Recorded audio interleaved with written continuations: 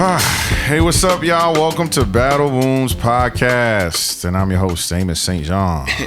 It's your boy Tank.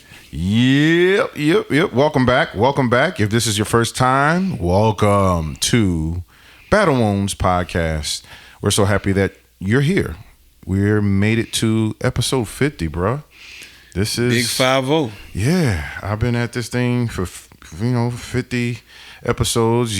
This is almost number 10, man. Yeah, man. Shoes. Yes, this is the It kind of feels kind of surreal. To be honest, man. Yeah. So if this is your first time and you have not subscribed, I think you need to subscribe right now. Yeah. All platforms. You YouTube, follow, like, Spotify, Apple Music, all that. that. You on Instagram, Facebook, X. No, I don't even use X no more. I don't be on X like that. But you know what? We on though? Threads. Threads. Threads is jumping. If we need to pop on X, we'll pop on X. But the website X. We're not talking about. Yeah. Not talking about. Don't set us up now. Nah. Look. We ain't in that. We don't add them. We don't do that. I'm gonna sip my tea leader right there. Yeah. I dare you. Yeah. Man, it's been a heck of a week, man. Like, my prayers go out to Florida, man. Yeah, man. By the time we air this, it's the aftermath. So our prayers are to all the families affected. Florida, Central Florida is my home. I lived in Orlando for about 10 years, and my sister and my cousins and aunts and uncles lived there. My mom and dad are buried in Florida, so Florida's home. Yeah, man. And so my prayers go out, man. They're dealing with Milton. Yeah, Hurricane Milton. It thing got up to a Category 5, but I think the top speeds they clocked it was 200 miles an hour sustained winds. Dude, that is nuts. I'm praying. Yeah, man. Everybody's okay, and that you're able to rebuild. You have the necessary insurance coverage and the help that you need. And if we can help in any way, we'll find ways to connect to help the families of those who have experienced loss and difficulties from the aftermath of Hurricane Milton. Amen. We hope there's no more hurricanes, y'all. They talking about there's a machine they had created. Man, I heard that. I was like, how? Really? How? For real? Come on. How? You going? So I'm going all of a sudden, I can tell a hurricane where to drive. I can tell a tornado where to drive. Man, please. I know people are trying to be God, but God is still God. I'm trying to tell you. Listen, we don't fool with that. And so, I don't play with that, man. It's not a laughing matter. It's not a joke, man. These people's lives are at stake, and I just don't feel like something like that should be even played with, man. So it's a whole bunch of conspiracy theories that people just want to throw around because, again, of the political landscape right now. And to be honest, again, we can agree to disagree on a lot of things, but this is people's lives that we're dealing with. Yeah. From the last hurricane was it Helen? Helen, yeah. Helen was tearing up the East Coast, and now Milton is like put all that political jargon and all that stuff to the side and literally just focus on trying to help people. Families, man. That's what it's about. Yeah, it's not about any of this political. It doesn't matter if you red or blue. Listen, man. On a lighter side of it, I follow Lil Duval page, man. Man, he a fool. Is this Captain Bell? I can't remember the guy's name, but there's a guy who's literally like he's sitting in through the storm. Like he said, I'm just going to tough it out. Like in his boat in Tampa, and more power to him. Listen, I hope he good, man. But Lil Duval putting bets out. And he put out a clip where the police actually came to evacuate him, and I guess he stayed. And they're like, "Listen, man, we came and help you, So yeah, man, you can't force anybody to leave. He's gonna be all right, man. But people think he's gonna be all right, man. I can't remember his name, but Captain somebody, I can't remember his name, But he's pushed through the storm. Maybe this was not his first rodeo, man. So I wish those again. My prayers out to everybody in Florida. I don't play. I used to live in Florida, and we never dealt with like this type of hurricane. Like we've dealt with tropical storms, tropical depressions, aftermath because we're Central Florida, and when I lived in Orlando, so we never were like in the coast side where they get hit.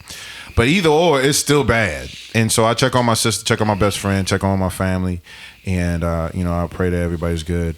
We out here in Texas, where it's hot, still in fall. Well, man, we have all seasons hit us all at once. It could literally be sleeting 1 minute, hot as all get out the next, and then all of a sudden it's just frigid. Listen, and we in that season where it's this transition between summer to fall. So here in Texas, we hanging in there too, man. So again, thank you again for tuning in. Last week we talked about pressing reset, man.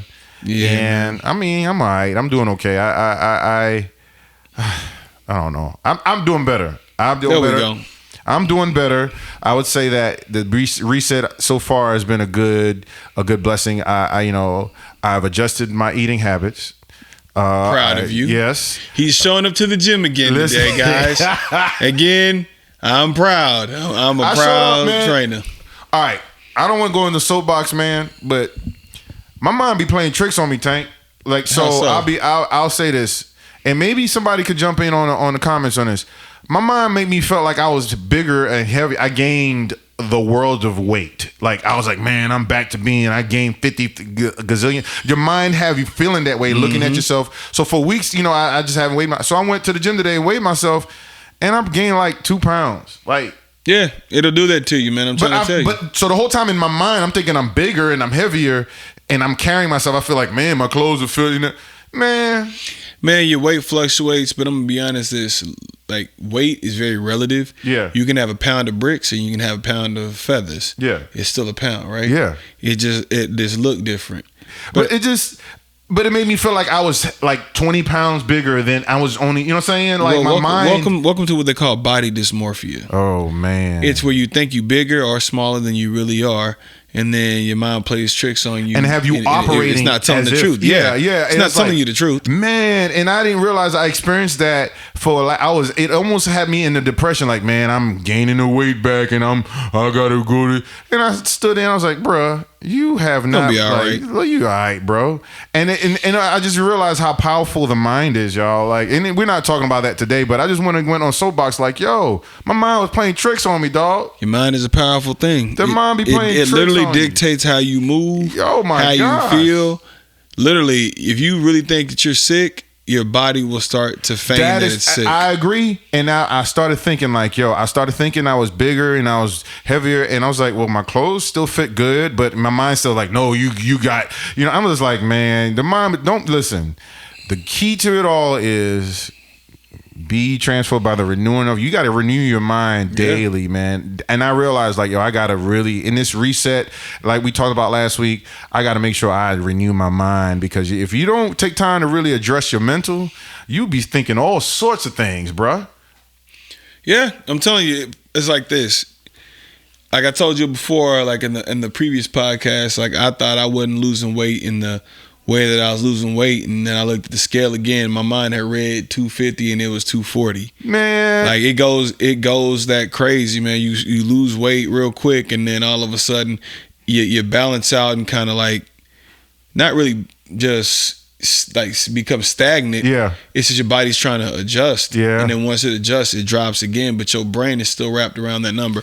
That's why y'all need to focus on how you feel in your clothes. Yep. Take pictures and keep track of what your pictures look like. It's a lot easier to keep up with how things are functioning and how things are going by going picture to picture instead of looking at what pounds are. You can drink water and gain weight. Listen, especially as we enter in these holiday seasons, Thanksgiving's around the corner. All that stuff we're going to be doing a lot of eating. Prepare yourself now. Like, really get into the mindset. Like, listen, you know what? I know I'm going to indulge, and let me prepare. Like, make the necessary adjustments, man. But don't let your mind play tricks on you, y'all. Listen, and I'm glad that I caught myself and I'm back on track. I was good to listen. Because it messed my mind. My mind had me kind of sluggish, and I was just like, man, But today I was like, man, I'm back. I'm get back on my weight training, get back on my cardio, get back on my protein, my water. Like, so the reset is working. Yeah. There's a couple of things, but it's just like, yo, I'm glad that I took time to reset. So listen, go back to that first episode, last episode when we talked about reset. But today, it's trigger warning. Trigger warning. We talking about trust issues. Ooh, look, I got trust issues. So do I. I got trust issues. Look, man. Trigger warning. Hey, we gonna hurt somebody's feelings. Try to be respectful with it, but I promise you, somebody's feelings are gonna get hurt. Or even better, it's gonna speak to some people. Listen, so relationships, whether it's work, whether it's family, I notice as you move forward, you get to reevaluate some things, man. But, let's define what trust is. We talk about what trust is. Trust is basically, at its core, is like confidence in someone or something. It's reliability, it's truth, it's strength. You know what I'm saying? And once that is broken, it's very difficult to rebuild that trust, that brick by brick. You know what I'm saying? And so, man, I can review a lot of experiences in my life that my trust, you know what I'm saying? Like even me, I don't want to point the other way. I could say that I have messed up people's trust, whether it's friends or family or, relationships when I was dating. But, I could tell trust is one of the major factors in building relationships, man. Well, yeah, man. It's a measure of where I was raised. It's a measure of your manhood. True. Because you are your word. So if you say you're gonna do something, you got to do it, regardless if you really feel like you want to do it, or if you're obligated to do it. Now, I've had plenty of times where I put my trust in something, or I ain't gonna lie, sometimes I even lost faith for a moment. Whew. And it was hard to get that trust back from that person, or even to gain trust back from something that I may possibly have done. Yeah. You know what I mean? And it's like, if your bond is your word. Listen, they say word is bond. Facts. That's facts. Hey, I ain't from New York, but I be like, your word is bond, son. Word is bond, son. You know what I'm saying? I say it back then. I didn't get it until I grew up. Oh, that's what they meant by that. Word is, man. Word is your bond. You got to be able to. You got to be able to say something and somebody trusts that you're gonna do it. Listen, I was talking to somebody at the gym today, and they was just like, "Yo, I was going through conflict with someone," and I told that I was telling the person about the conflict I was going through, and I said, I can discern that they were trying to use something to destroy my name, and I caught them with it. I was like, "Yo, I see your game, yo. One thing is that you can mess up with my money, because I can rebuild and get my money back. But one thing you ain't gonna do is mess up my name, because I work hard, because I work hard and keeping my word is my bond. You know what I'm saying? And so all I got is my name. So it's like money comes and goes, but your name, it's attached to your word, yo. Your name will outlive you. That part. And so when I really don't play when it comes to if I made a promise, I you know what I'm saying, and then even if I know I'm human, so even if I mess up, I will be man enough to own it. You know what I'm saying? I think that's the other thing, when people breach something or trust, they get to sometimes blame shift or gaslight, you know what I'm saying, and take don't own it, and it's like, yo, trigger warning, accountability. Listen, yo, part of my experiences in life, man, because I don't like to have accusatory language, because I don't like to be a recipient of it. Right. And so I will put myself out first before I point Sonny out. But anyway, that's called extreme accountability, sir. Yeah. And so for me, I take it very seriously if I say my yes is my yes and my no is my no. You know what I'm saying? Yeah. And then if somebody would have called me well, I thought you said this. You know what I'm saying? What used to mess me up back in the days, and my therapist helped me with, it was Amos, man, I think you struggled with disappointing people. People pleasing. Yeah, that part.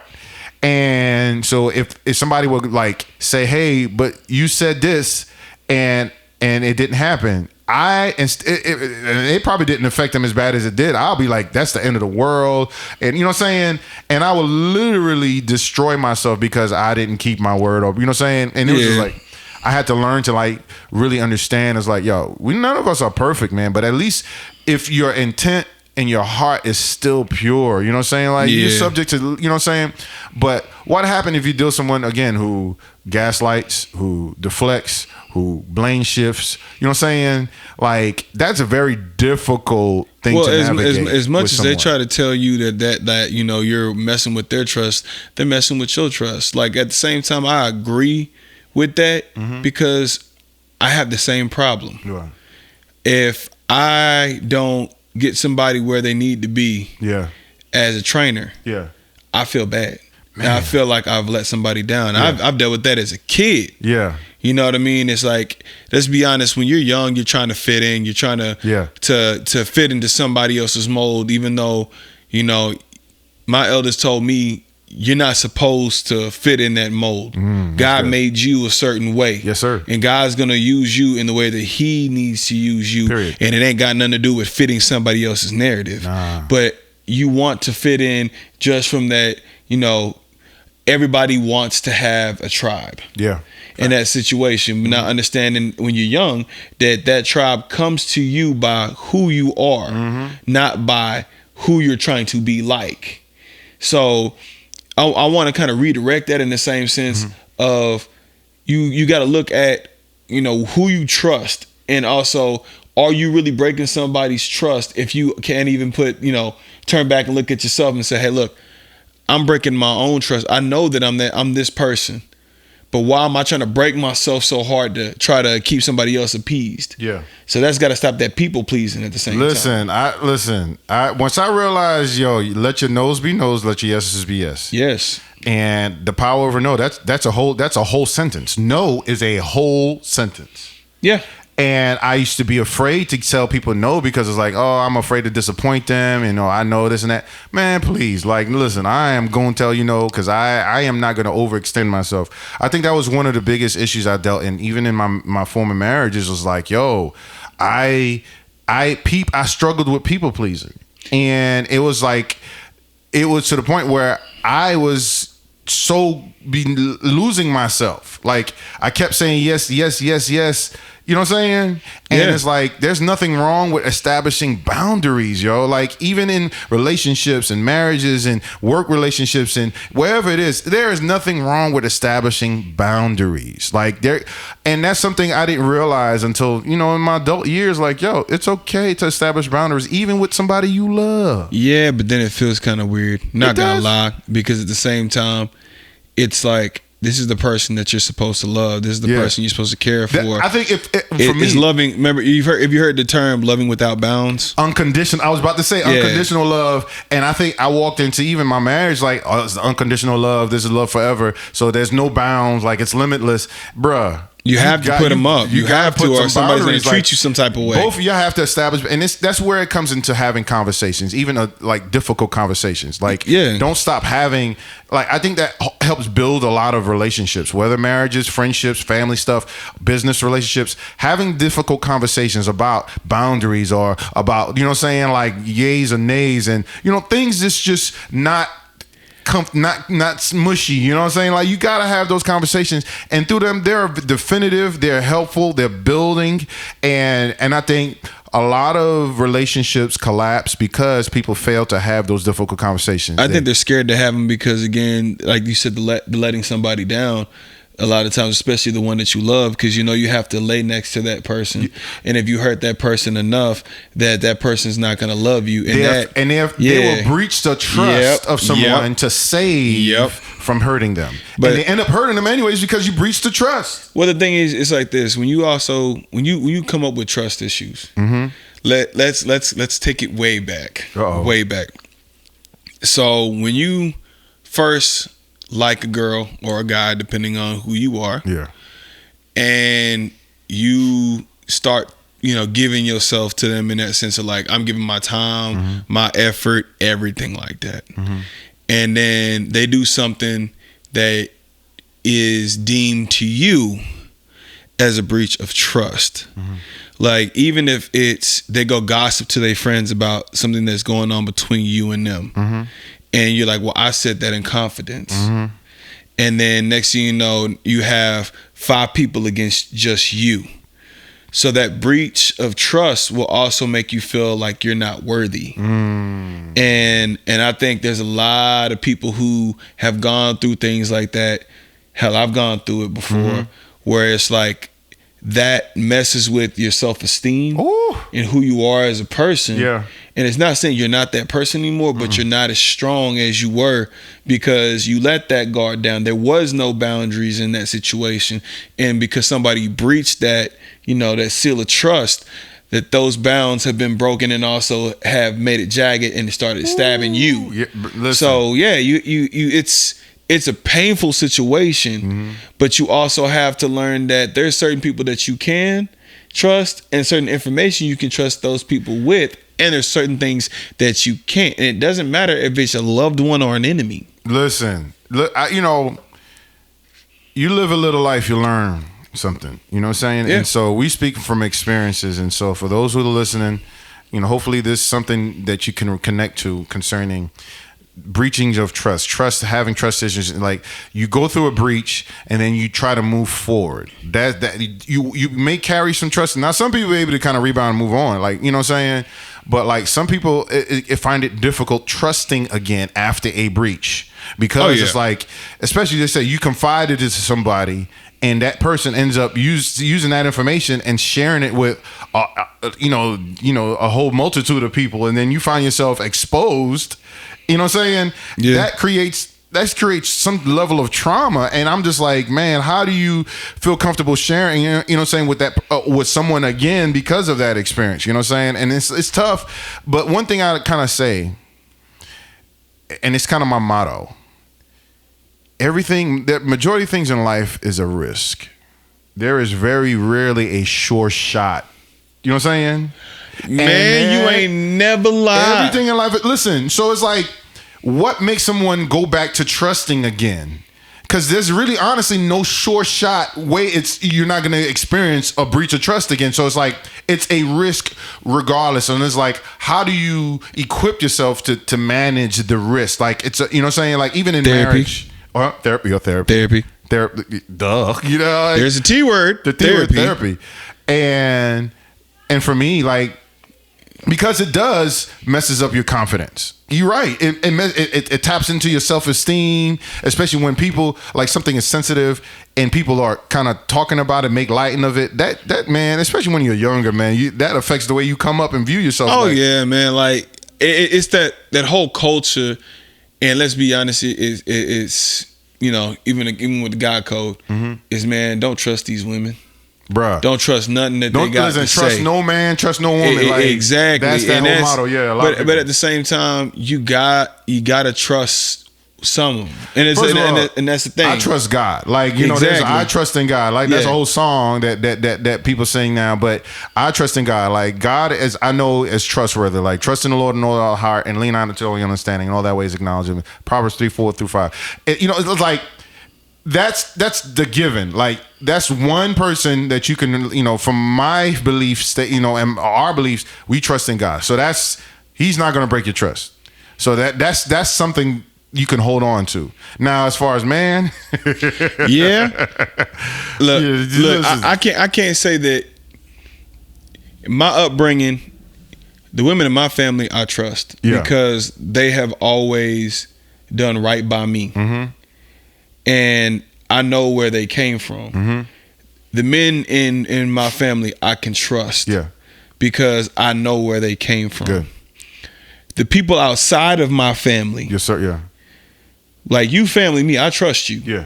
I trust my people. My family is not all of them are just by blood. They're people that have proven to me over the years that I can trust them. Yeah.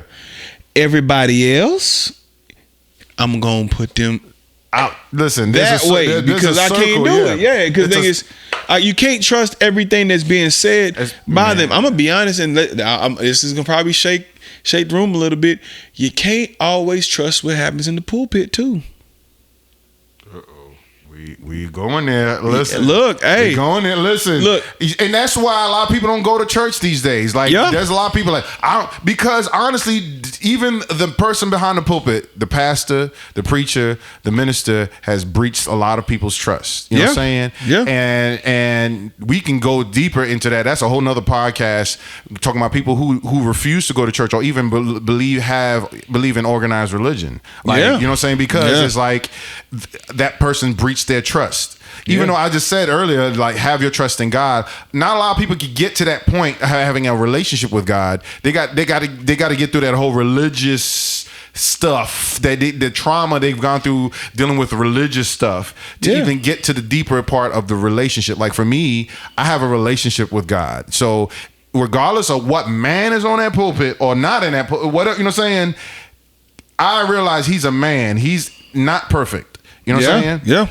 Yes, he should be held to a higher standard. I am a minister. I'm a pastor. And I know that I have to hold myself to a higher standard. Unfortunately, we're seeing a lot of...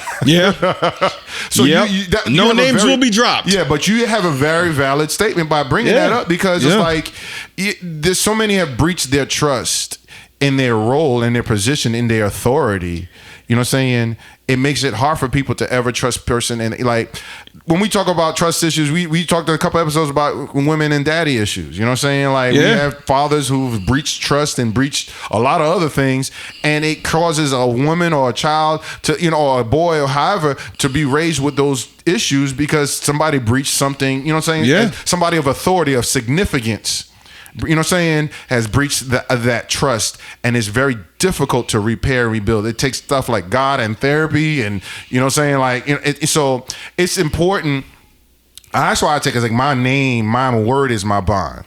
And I realized because I noticed it carries like even with my daughter Gracie, like, you know what I'm saying, it's like I have to really take serious about the promises that I make for her, because if I break it, she's gonna be heartbroken, bro. Like she ain't like that. As simple as a trust is like promises. You know what I'm saying? But here's the thing. Like when you understand who that person is that you're dealing with, you understand that it's not a breach of trust if that person is trying, and that there's situations that happen that don't allow something to transpire the way you wanted it to. So you have to. This is after you mature. Let's just be honest. After you mature, that you start to understand this was not a trust issue situation. It was I didn't understand fully what this person was going through, and I had a higher expectation of them in that situation. They disappointed they did, you know, you had an expectation and they did, you know, they didn't meet it, and you understand, like I said, we're not perfect. It doesn't give an excuse, but it's still a reality. And so I want to go a little deeper in relationships. Okay, let's go for it. When a trust is breached, I think that's a common thing nowadays. That's why it leads to a lot of divorce. Yeah, and a lot of breakups, a lot of random stuff happening because of a breach of trust, whether it's in the finances, whether it's relationships. Let's talk about relationships. Like people are like, okay, you think a breach of trust is cheating. Now, there's different types of cheatings, and now this is a whole nother discussion. There's emotional cheating, which to some they don't consider that cheating. Can I say something that's probably going to be controversial? Right. I personally think that physical cheating, it's bad. Don't get it twisted. It's bad, but I don't think it compares to the emotional and psychological cheating, because a physical situation is a physical situation. When you literally add somebody to your heart, your spirit, and your mind, even if nothing physical has transpired, that's deep, and you moved somebody else who was once there out of there to take on this other person while you're still with that person, bruh, that is so much more damaging. Because now it's not the fact that they've touched you physically, but they were able to touch your spirit, your emotion, and your mind, bro. And like that right there is devastating. I would, you know, I don't talk too much about it, and I won't necessarily dive deep into it. But there was a scenario I experienced in recent years where there was emotional cheating involved, not on my side, but I was a recipient of experiencing someone violating, you know, the breach of trust through emotional cheating. And I can say that was probably one of the most painful experiences as a recipient of someone of breach of the trust. And, that person may not have thought that it wasn't bad because there was no physical thing happening, but it leaves more psychological damage and spiritual damage. And it's taking me... And just mental damage. And it's taking me all these years of therapy and it just, just addressing that pain. Because, some people was like, man, you might as well just went ahead and did it. You know what I'm saying? Because it was that painful. But it is I think emotional cheating is deeper than physical cheating. You know what I'm saying? And it differs, because from women think to women think when men physically cheating on them, that's damaging. But for men, experiencing a woman having an emotional affair, that's devastating. It's happened to me, so I know that's. I got a little question for you. Yeah. So, if Judas would do that to Jesus, what makes you think that somebody won't do it to you? Wow, that means you dropped a bomb there. You reminded me of a statement I said when I was going through a dark time at a job, when it's like, yo, none of us are exempt. If Jesus went through it, what makes us exempt? If Jesus had to go through betrayal, all that stuff. So it's right. You're right. And so it's a real life thing. And for me, I can speak about it because it's I did the work. But that breach of trust is real. I remember that time when I experienced it head on, when I saw this emotional thing happening. Yeah. This affair. Yo, that's serious though. It doesn't sting as hard anymore. But for a man, bruh, that's nothing to play with, man. And again, if it wasn't for therapy, God and therapy, and just my trusted circle, I would have probably you'd be like, yo, Amos is yeah, man. Hey, but the thing is that now there was a season where I felt like the trust could have been rebuilt, but again, in order to for me, what I would have liked to see is transparency. Listen, honestly, the reason why I brought it up was not just to put anybody on the spot, was to say listen, I honestly had compassion for that person because they didn't do it to hurt me. You know what I'm saying? They were going through their own issues. Oh yeah.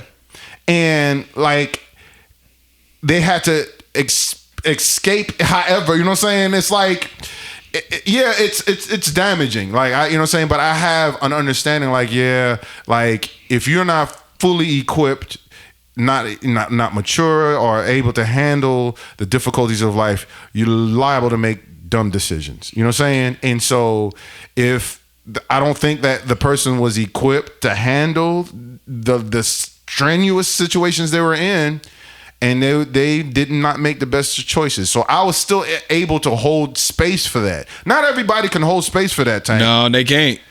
I was able to hold space because life is tough, man. And let's be honest. Let's be completely honest, Tank. All of us are one decision away from a complete collapse. Oh yeah. So none of us are exempt. I carry that motto. So it's I had that understanding, that person did mess up. So with that, I felt like that person could have rebuilt the trust, but the work that it takes, it's not easy, bro. Yeah, but the thing is, who says that they know how to do it? Because the thing is, a lot of times without proper communication, even from you. Yeah. They don't know how to rebuild something. A lot of times what they do is they try to rebuild it in the way that they think is going to work, instead of being like, hey, let me ask the person that I've wronged or hurt how I can best fix it. But that person also, who has been wronged, has to be completely honest with themselves. True. And not be petty about it to where they're like, I'm going to get this person to do whatever I want them to do, and I'm going to guilt trip them. And so whatever, unless you are truly ready to forgive somebody for that breach of trust, do not try to manipulate them in that situation. That's what happens in a lot of relationships and marriages where after, because honestly, there are a lot of marriages that survive. Yeah. A breach of trust, where there's infidelity, where there's all that stuff happening. You know what I'm saying? And so, there's probably quite a few marriages that we admire now, and probably not realize that they had to go through. Like, it's part of life. Like, you know what I'm saying? But it's how you rebound. Like, that was my biggest thing, is like, the issue was not the actual infraction. It was the lack of you know what I'm saying? Like, let me put myself in that. If I was in a serious relationship, whether married or engaged or whatever, and I breach someone's trust, whether emotionally or physically, now, the way I am built, I will have to own it. Because it's like, especially if you caught red-handed, like, bruh, like, I screwed up. Or, you know what I'm saying? Or if I confess, like, yo, I did it, I am completely at a place of surrender if I value the relationship or value the connection. Now, if you don't value it, you're like, deuces, you know what I'm saying? But Amos, you're accountable. Uh-oh. Okay, see, yeah. Yep, right there. That face and that reaction. Yeah. You're accountable for yourself and what you did. If you are the first one to apologize when you understand some situation that you've done has hurt somebody or wronged somebody, and you take accountability for your piece in that situation, yes, somebody else has a piece in the situation. Yeah. But 9 times out of 10, they're not going to take that accountability unless they have matured and done the work like you have. Yeah. So don't expect them to give you that bit of closure because you have an expectation, an unhealthy expectation for somebody else. Have expectations for yourself in that situation, and that person should have strong enough expectations for themselves to be like, you know what, I need to be accountable for my side of the situation because it takes 2 to tango, and it's 2 sides to every story. And that's what helps. Like, I can like, that's what keeps relationships strong is when two contributors of the relationship, you know what I'm saying, whether relationships, business, whether it's like marital or whatever, it's 2 people. And if 2 people are equally working at it, I believe they can navigate through difficult seasons. Now, if it's just relying on one person and the other person is coasted out, which I believe there are some cases like that where one person is still holding on and the other person kind of, listen, after a while, like, we don't believe in one-sided relationships. We believe it has to be 2 people working together in making sure, like, I came across a podcast and the therapist was talking about, like, how do you win past the breach of trust? Like, how do you work on that? And she gave some really good steps, which I agree with, but a lot of people are afraid of that level of vulnerability. You hit a word right there that's trigger word. And that's being vulnerable, period. Because nobody wants to be the recipient of something that may cause them to be vulnerable or let alone be hurt. So why would I expose myself to that bit of danger if I didn't have to? That's good. But if you really care and love somebody, then you have to be able to be that vulnerable with them. Because if you don't, then somebody else will. That part. And that right there, like I don't know if we in church right now, but everything on my heart has been popping straight from the Bible with it. Was you said something about in a shorter term being equally yoked. Oof. So if you have 2 oxen, one is stronger than the other, you will continuously go in circles. Because that one oxen is going to keep pulling, the other one's going to try to give up and not do anything and be drug along, and you're just going to go in a circle. You will never go anywhere. It requires to exactly. And I tell you, man, like, as I continue forward in life after the last marriage didn't work out, I'm praying God to open up doors for in the future. Right now, I'm working on me, but seriously, I have such a deeper understanding of what it takes to be a better husband. Yeah, because I mean, and in my first marriage, I won't say I was perfect, but I felt like I was doing the best with the tools that I had. You know what I'm saying? Now I have more tools. Yeah. And so it's like, oh, okay, cool. But I cannot forsake say, okay, it was horrible. The first marriage wasn't. It collapsed because, life happens. Like, every 3 to 4, 5 years, we things change, people change, you know what I'm saying? Like Yeah. our appetites change. And so even though we can remain the same to our core in certain aspects, but we evolve. And so in marriages, you gotta. It's important that we evolve together, you know, and it remains complement. But there may get to a point where when two people evolve and there's a clash, unequally yoked, right? You know what I'm saying? It may start off or appears to be equal in the beginning, but as life happens and more friction happens, more stuff happens, it shakes things up, and you get to really experience the true depth of who a person is, and it may not be as complimentary. Exactly. in season. And so that's where a lot of people, like, I'm always big on foundations in relationships. You got to do the work in the beginning, like address the uncomfortable things. If you see a red flag or you see a yellow flag, address it. Don't wait it, because that red flag can become an entire drape. You ain't ever lied, but a lot of people build a relationship. A lot of people build a relationship. Overshadow. Yeah. You know what I'm saying? If you allow that little red flag unaddressed, and it will grow. And I think that's what one of the contributors to, you know, a lot of failed marriages or relationships or business deals is because people skip a part in the beginning. You know what I'm saying? And so I am a proponent for, like, listen, man, have the conversations, put everything out in the open. Have, you know what I'm saying, like, be adults about it. Have the, you know what I'm saying, have the emotional intelligent thing. Have the conversational intelligence. It's like, these are the EQs, the AQs, the IQs. All those things are so key, because everything is going to, at some point, you're going to have to deal with conflict. I don't care how beautiful it is.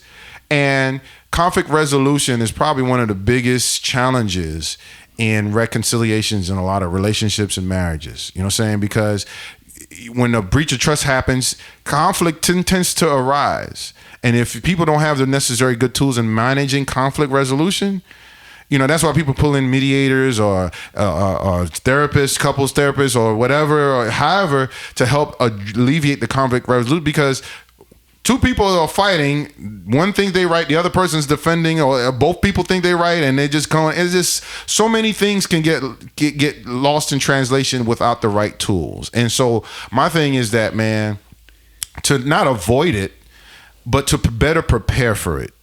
Have the conversations from the get. You know what I'm saying? But people build a lot of things on shaky foundations, period, dude. Really look at it. I really want you to really break it down. How well do you really know your partner? Mm-hmm. How well do you know how they're going to react to a situation? Mm-hmm. Will they just sit there and like in a fight just try to knock out, drag out just to be right when they know they're wrong, regardless of the situation? How are their coping mechanisms? Mm-hmm. How are their conflict resolution? These are good, important questions. Like, dude, nobody asked those questions at the very beginning. It's, what's your favorite color? It's what's your favorite food? Oh my God! If I hear that one more time, that is the most triggering thing in the world. I'm an Aries. What are you? You know, come on, man. For me, it's like I look at, you know, life from a different perspective now after experiencing, you know, breach of trust. And not like, listen, I am far from perfect. You know, in my many years of life, I'm 45. You know, I haven't been always, you know, spotless in my commitments. You know, I've probably breached trust or whatever people would consider breaching trust, not necessarily in marriage, but in, you know, in relationships or friendships and stuff like that. But like, it's important, like, to be accountable, be vulnerable, you know what I'm saying? Have those tools, or be willing to get the tools to repair the trust after a breach. But if you're trying to, I think I've seen a lot of people after a breach of trust, they try to just move on, like, all right, cool, you know, like they just try to detach emotionally, move on, and it comes back. Those unresolved things come back, and they come back as those molehills becomes mountains when they're not resolved. And so it's like, for myself, yes, I got some trust issues big because of my experiences, but it does not hinder me from seeking for healthy relationships, giving people the benefit. I will trust someone. Like, how about females with male friends? How do you feel about it? I know he didn't bring this up. Like seriously, like I think for me, like if I come and meet a chick that and I see she has male friends, yeah, I think that I'm just playing, y'all. But at the end of the day, he's right. It's like you've got to know the level of the way you trust somebody. I'm gonna go by. I'm gonna shout out my pops for this. He always told me, if I can't trust you, why am I with you? Whew. But that's the thing is that there's a default trust that I still have for people. Yeah. Like I have a default, and it strengthens as time progresses. Like when you build relational equity, like you build the strength of the trust builds. So for me, I still have that. Now there's some people who walk in the beginning, they don't trust nothing. They skeptical, they question everything, they're paranoid, they're this and that. You know what I'm saying? Like there is also some other areas of deficiency or dependency that they rely on that cause them to navigate beyond the lack of trust, and it becomes toxic, extremely toxic. But you know how people are. It's like, again, I go by the methodology of the wise old owl. I sit there and I watch. I don't say nothing. If I'm watching how you moving with some dude and y'all have been a little too close, a little too touchy, something didn't happen between y'all. Listen, and I'm not. What I'm not. Yeah, what that's I'm why not I had to bring do. it up. Like, yeah. Somebody with trust issues, you come across. All right, for females. All right, we as men, like I do have some female friends. I don't have as many as I used to. Because I was married for a long period of time, so like a lot of my female friendships dissolved out of respect for my then spouse, and so after marriage, divorce, I didn't necessarily pick up new, I still have like my cousin is a female, but she's like my sister, so you know what I'm saying, and I have a few other female friends, but they're like family, but like there are men that may have more female friends than male friends. And that's their decision. Not gonna say anything about that. Yeah, but like I could tell, like so I had to bring that situation before. For me, if I meet a female and I'm looking at her and she got tons of male friends and they like normal like me, you know what I'm saying? Yeah. Versus because there's some female friends they got. In the way that I'll tell you this, you can tell a lot by the way somebody hugs somebody or greets somebody. In the same sense. If I'm in a relationship, you getting that side church hug. You're not gonna get the one. Yeah. You're not getting that full embrace unless like again my whole entire like body is shifted. I'll give you a side embrace, but it ain't gonna be like you in front of me because I don't want to give any inclination that something happened between me and you and have people thinking other stuff like that. Especially, I'll be the one dude. If I see you give a girl a full frontal hug, I'll be like, bruh. I watch people pelvis. I ain't gonna lie. If them pelvises are getting too close, I'm like, oh no, something happened between them two. I ain't stupid. Listen, but it's just like what kind of triggers my trust issues in especially in the dating world, like what I look at, you know what I'm saying? Like that's one. Like how many friends of the opposite sex do you have?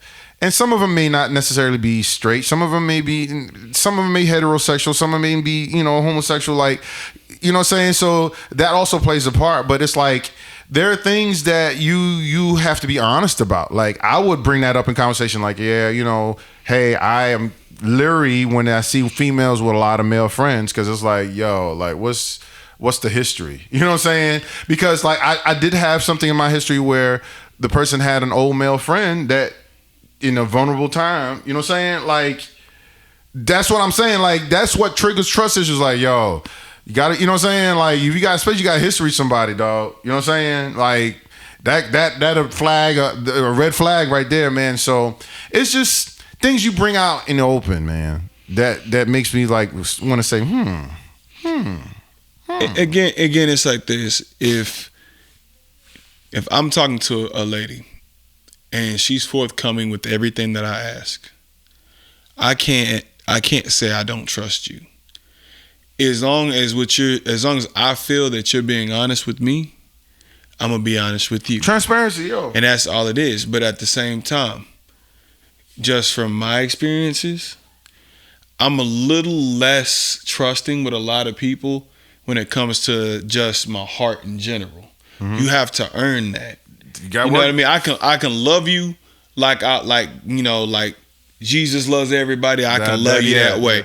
But for me to really give you my heart, you have to prove to me that it's safe in there. And I'm gonna be honest, ladies. This is something that a lot of, it has been a mystery. It's not really a mystery. If you can make a man feel emotionally safe, you got him. That's just really that simple. It's not astrophysics or like Chinese arithmetic or advanced trigonometry. Yeah. It's literally just as simple as they try to say like you end up marrying somebody like your mother. The reason why they say that is because if you have a good relationship with your mother, and your mother makes you feel safe emotionally, a woman who can mimic that safety and emotion can get that man to do anything she needs him to do, and she'll be able to hold him. But thing is, do not manipulate that situation. For me, I've been able to confront my abandonment issues because of my mom passing away earlier. You know what I'm saying? And so, this is the whole point of this podcast, y'all. So for those who are listening, thank you for listening. But I'm always going to be honest about my walk. And so, you know what I'm saying? So don't think I'm just, this is going to help someone. And so I talk about my not overcoming, but addressing my abandonment issues, because it's like I thankfully I got to the root of it. My mom passed away when I was 19, and I was able to kind of move on in life since then and at 45, but I had to carry some of that weight of not having a mom, you know what I'm saying? And it affected the way I chose the women in my life, you know what I'm saying? Or didn't choose the women, and so, sometimes you make a choice of a woman to fill that void a little bit, but once you heal that wound, you know what I'm saying, you can still find a woman that reminds you of your mother, you know what I'm saying, but not replaces your mother. Oh, your wife is not supposed to ever replace your mother. You know what I'm saying? But once you're doing like an abandonment issue, it's a hole. And that hole needs to be filled. You know what I'm saying? But if you don't properly address that void, you're going to try to find somebody to fill that void. Oh, by all means. So for me, I after doing the work and realizing that, you cannot take somebody to help fill a void. You have to address that void. You know what I'm saying? Fill it with the right tools. And then when you find someone, find somebody with the qualities. That's fine. That's completely fine.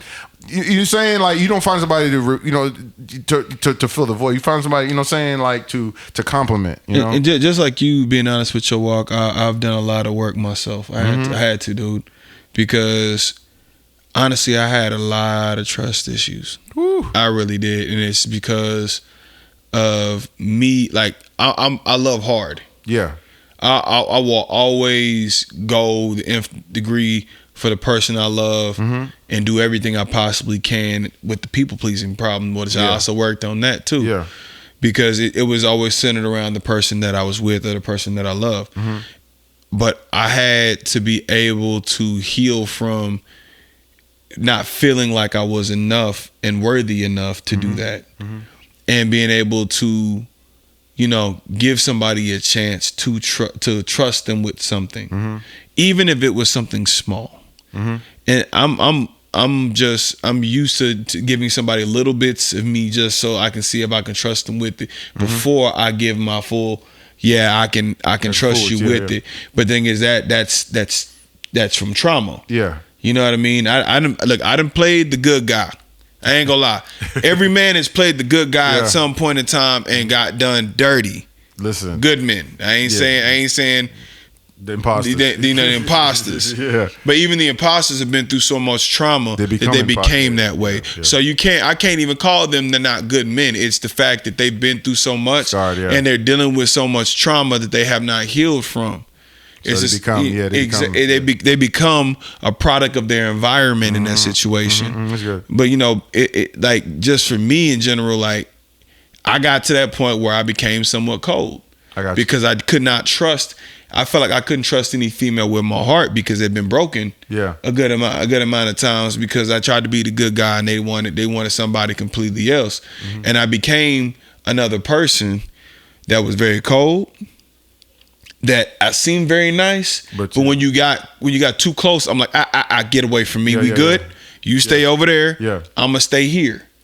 but I had to learn to give people a clean slate till they give me a reason not to.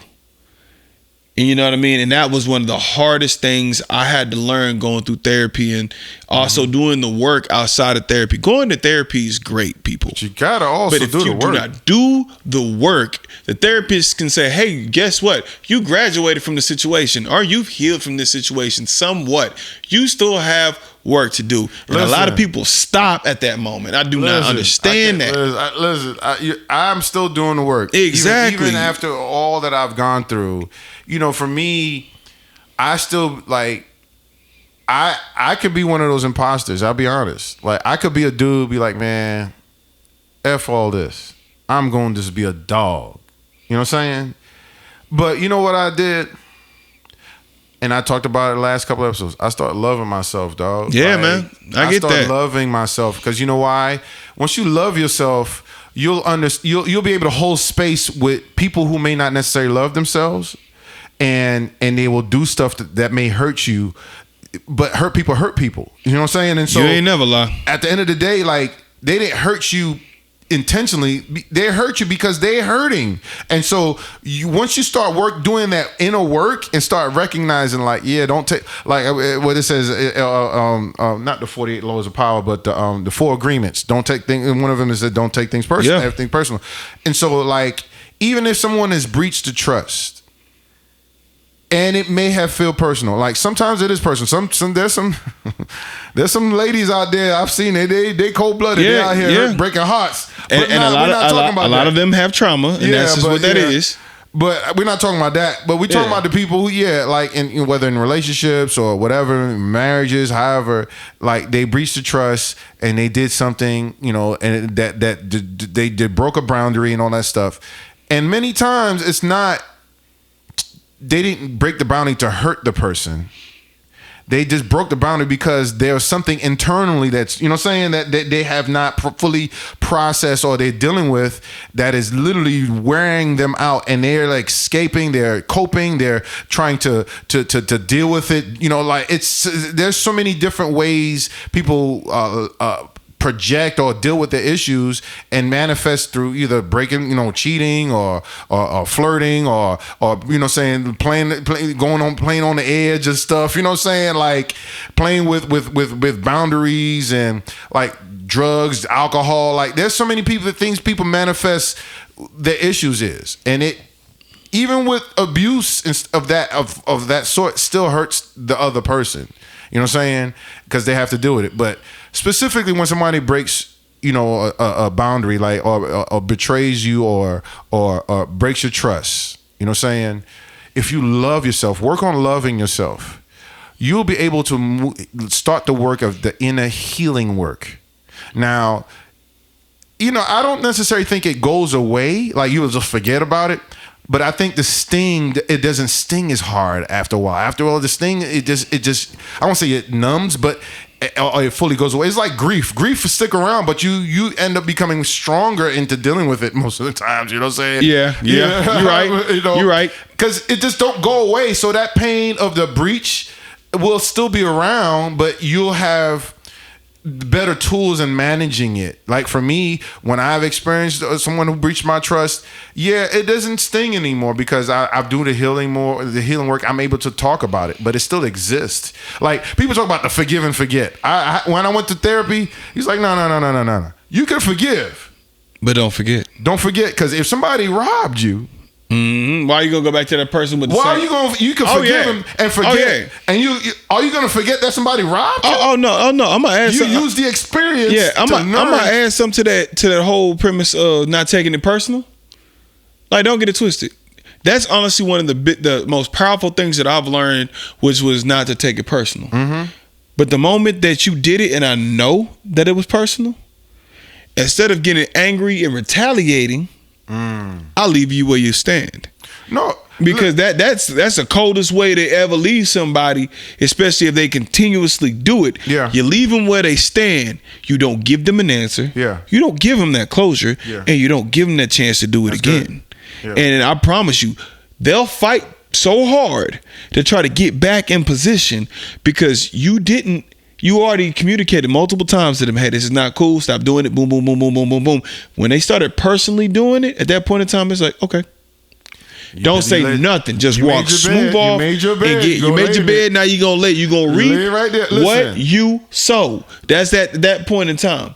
That's good. But the thing is, the trust at that point in time has been uprooted. Yeah. But it will never be planted in that soil again. Never again. I'm trying to tell you, seeds will be put other places. That right there will lay barren. Period. That's because there's a boundary now. Oh yeah, by all means. You know. So, in addition to that, if you love yourself to a point, like work on loving it. I keep going back to that because it was so huge in my healing, in like the real inner healing. Because it's like that's how you transition from bitter to better. Right. Because if you don't start doing that, and listen, I know it hurts. I know that person hurt you. I know that person broke your boundary. I know that person nearly destroyed you by betraying you or breaking your trust. That's real. That's valid. That's real. Now, as you begin the process of healing, part of the healing process is loving you. Look in the mirror and say, you know what? I'm hurting a little bit, but I love me and I'm going to get through this. I'm going to rebuild. I'm going to rebuild me. I'm going to love me. And that's what I had to do because, yeah, it messed with my self-esteem a little bit. You know what I'm saying? Because you poured so much and it's like, yo, how could somebody just violate like that? Yo, that's whack. Yo, like, you know what I'm saying? I was like, I must, you know, then you try to take it personal. I was like, no, don't take it personal. Like, it ain't nothing to do with you. And at first it pissed me off when somebody, like, you share with somebody and be like, oh, man, that had nothing to do with you. Like, Negro. Oh, yeah. Because you in the back of your head, you like that was directed towards me. Yeah, you know. But as you move forward and you do the inner healing work, the therapy, the prayers, the loving yourself, you start noticing like, yeah, they're right. You know what I'm saying? Like, it has nothing to do with me. Like, whoever that person's going through, they're going through. Like, now, if that person's willing to walk with you in their journey into, like, I love watching people like Carl Lentz. He's a pastor from Hillsong that got caught in an affair, and his wife chose to stay with him. And now they got a podcast. I follow their podcast. I love it because he is completely honest. Like, yo, I screwed up. And I don't deserve to even be still married to this woman. But she took me, and I'm literally an open book. Like, he's giving you the blueprint of how to rebound after betraying the trust. Like, I love it because, you know, he's doing a podcast and he's putting it out there. Now, some people be like, oh, whatever. Because I've gone through similar stuff, I appreciate that because it's like, if you want to rebuild a trust, like if you made the mistake and broke somebody's trust, like, and have remorse about it, you know, you're going to do whatever it takes, even if it looks foolish. You're willing because at the end of the day, it was a mistake. It was a weak moment. You know what I'm saying? Now, if you're habitual about it, oh yeah, that means there's a level of personal. Like, nah, that's different. Now, if it's a habit, now we got another problem. But if it's a slip up or you're in a weird moment, I love what I saw with what he's doing now. You know what I'm saying? Like the way he converses, the tools that he's used, and his wife shares what she goes through, and like him having to always show his phone or like answer the phone where he goes. Like he couldn't go certain places for a long period of time. It may extremely be like foolish to some people. But sometimes you got to do those things in order to rebuild trust. You got to do the extreme things for your person to feel safe again. Because now you've literally blew up their foundation when you breach their trust. I highly recommend couples therapy at that moment, and the reason why is because it gives you that middle. That's the tool. That middle ground, so now, that you're not the couples always. Therapy is you got to be careful because you got to be the right one. Oh, I didn't say the first one's usually the right one. You got to find the right one. You can choose the wrong one. I would say if it's a married couple that's dealing with like infidelity or breach of trust or however, like you got to find someone who's married or, you know, like, or been married, like a little older. Like nothing against the younger, the counselors, but I would prefer someone who's been through something. Seek wise counsel, because it's like and the right subject. It's good to have the big book smart and the natural ability to navigate the crisis, but having the experience. Like for me, I've had the experience. I speak from a different level of depth. So when I come across people who maybe gone through what I've gone through, I speak from a whole different thing a book can never explain. You remember what I said earlier on? I think it was like First You podcast. Mm-hmm. Where did therapy come from? Getting wise counsel from elders. And what elders usually are full of, they have an abundance of experience. And when you get that wise counsel, have you ever had that conversation with one of your elders that you were so frustrated and they explained things in such a simple way that you're like, why did I not think of that? Because they're like, man, I didn't bump my head 15 times. You've only bumped your head once. Let's make it that last time. Yeah. But the thing is, you also got to look at what that pivotal point is like. Mm-hmm. It's going from breaking to building. Mm-hmm. And a lot of people continue to want to break, but refuse to try to rebuild. Yeah. And what we have to do sometimes in that situation is you have to patch up the bleeding. Mm-hmm. You have to patch up where there's a leak. Mm-hmm. You got to let it sit there for a moment, and you have to reorganize how you're going to do certain things. And it's going to be painful. I mean, remember having a cut, like even though you've patched it's going to be sore. Like it's not going to feel good. The rebuilding, the healing process won't feel good, but in the long haul, it's going to regain. It's actually going to be probably better than it was before. Like, you know what I'm saying? Like even when broken bones happen, you know what I'm saying? When they heal. Dude, man, look, life is like I can say like my surgery was when they took pins and put them in my wrist. Yeah. At the old football injury. Mm-hmm. I've had relationships like that. Wow. Where they stick a pin in there, they try to hold it together.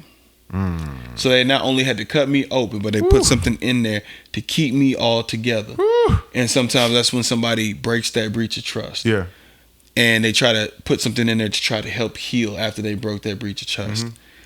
And they continue to do it, and they reopen that wound. And then when they pull it out, pull that rod out or pull that pin out, I have two choices. Either I can keep the pin in there to try to sit there and make sure it's going to go somewhere or not, or heal or not, or I can pull it out. And when they pull it out and they see that it's healed inside, the pin doesn't go back in there. Nope, don't bring it back. So I have two. I can literally allow you to help me heal if you care. If you care. If you care. Or I can allow that thing to heal and vacate you. Listen, and leave you where you stand. Listen, because that's but how it takes two. It takes two to do the process. Like if you know, but if it's just one, then you have to make the choice. And again, I've seen couples talk about their rebuilding process and how difficult it is. But when they get to the other side, there's such a beauty. I see like there's such a depth. You know what I'm saying? Yeah. But honestly, there's a lot of people who just don't want to do the work. It's hard. Yeah, but and so who wants to do that? Unfortunately, there's not a lot, and so you know that's sarcasm, people. Hopefully, you know, but it's like it can be done. We don't see too many examples of it these days, you know, when it comes to people who breach trust or whether, you know, saying or step out of bounds, and some of them just stay out of bounds. You know what I'm saying? Yeah. There's just some because they just don't, you know, they don't want to be accountable. But I am a proponent for rebuilding. I'm always a proponent for reconciliation, but it takes two equal people to willing to go through even foolish things to rebuild. Yeah.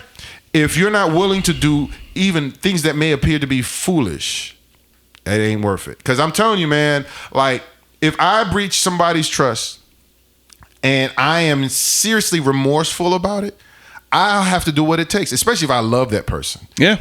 If I value what that, you know what I'm saying? You said the word value. That's value that person. If I value, I will do what it takes to rebuild. And be honest, because honestly, like, yeah, if you're in a broken place and you're just wilding out and you're out of control, be honest about that. Yo, I am out of control. Like, be transparent. Like, and then you both can kind of rebuild. Because I recall, I use Carl Lentz, for example. He said, man, he was an addict. he was on drugs. He was a sex addict, and so he went to a not a therapy place, but he went to a place where rehab, and dealt with his issues. And she walked with him on that. But he was honest. Like he said, "Yo, I could have just been toughed it out and still be on the meds and on the all my addictions and just toughed it out." But he totally broke himself down and was like, "Yo, I got issues that I gotta resolve before I can address us." You know what I'm saying? Oh yeah. I love that because it was like, yo, I was honest. Don't tough it out. You know what I'm saying? Put it out there on the table. Y'all, if you're experiencing a difficult season in your relationships or whatever, it's important that y'all put it out on the table if y'all really want to work this out. But you cannot conceal. You cannot tough it out and hide stuff in secret. See, like there has to be total transparency. If there's no transparency, nothing, like if you ain't willing to reveal it all, I'm sorry, y'all, it's gonna collapse. And so I am like speaking from a very real place, man. Like having trust issues is something that requires like the first being able to look in the mirror and love yourself and tell yourself like, listen, you are worth it. You are worth being in a valuable relationship, valuable situation. Don't let nobody devalue you or gaslight you out of, you know what I'm saying, into insanity. Like you have to love yourself. Love yourself enough to go get therapy. Love yourself to find yourself a good circle of accountability. Exactly. Love yourself enough to know that you will no longer subject yourself to being disrespected, devalued, or, you know what I'm saying, stepped on, gaslit, all that. This is important step in rebuilding trust in yourself and in other connections and relationships. So listen, y'all, I am like, I want people to be better, and I think I can't wait to bring in this couple. I knew that they survived, infidelity, and I personally watched them rebuild, and pray for that I can bring them on the pod soon. But man, I would love to hear their story, bro. Like their story. I'm waiting to hear it because it's not easy, man. Like it's not. But once they get to the other side, man, I mean they're booming, man. And so I definitely want to help people who are going through these storms, these silent storms or storms behind closed doors, and let them know you're not the only one. Like I think I posted a long time ago, like I don't look like what I've been through. Trust me. I don't look like what I've been through. If they can see the wounds. Listen, them battle wounds are real. I'm trying to tell you, man. But I never want to be in the place to influence the jury. That's a term I got in therapy. It's like, I want people to be on my side of things. Nah, that's not what I'm doing this whole story or share things that I've had to deal with. I want to bring this out to help someone. Like I realize more than ever, I ain't the only person who's gone through this stuff. Oh no, man, and it won't be the last time. It won't be the last. So it's like, yeah, man, I got to put it out there. Like, yo, you can rebuild. You can live. You can excel. You can really. You can really not just rebound, but like you can conquer. That's the word. There you go, conquer.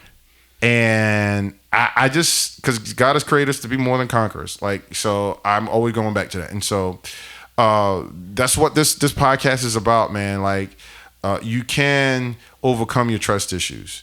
There's still it's something that you got to carry with you and overcome, but you get stronger and it becomes smaller and smaller. And for so many, it may just disappear. Those issues disappear, but it requires work. It requires constant work. Inner work, outer work, all of the above. Spiritual work, mental work, all of that. Physical work, get your butt in the gym, that kind of stuff. I'm playing. I'm joking, but not joking. You ain't joking. I was just about to say that. Get your butt in there, and honestly, you'll learn how to cope with things better. Mm-hmm. Because you sometimes have to put your body through that same strain, and you'll come out stronger on that same sense. Jeez, bro. It's real, and I am thankful that dealt with the spiritual, the mental, and the physical work. And I'm still doing it. And so I just want to encourage y'all, like, yes, we all got trust issues. Yeah, hey, look, We've navigated through some really dark seasons. I'm telling you. And this is part of life, and you can rebuild, you can conquer, you can become victorious on the other side as long as you're willing to do the work. All right, put your trust in God too.